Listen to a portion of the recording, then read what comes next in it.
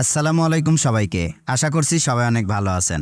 প্রচণ্ড গরমের কারণে অস্বস্তি লাগতেছিল, তাই আজকে মমইন ওয়াটার পার্কে চলে আসলাম গোসল করতে।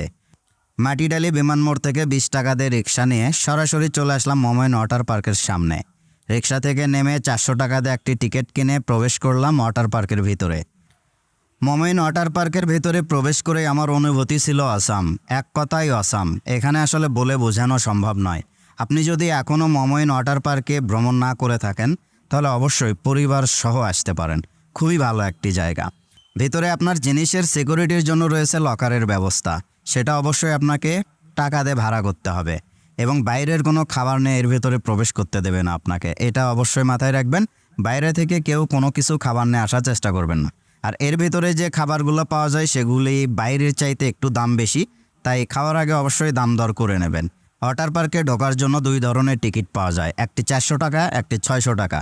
সরকারি ছুটি এবং শুক্রবার করে 600 টাকার টিকিট কাটতে হবে, কারণ এই 2 দিনে ডিজে থাকে।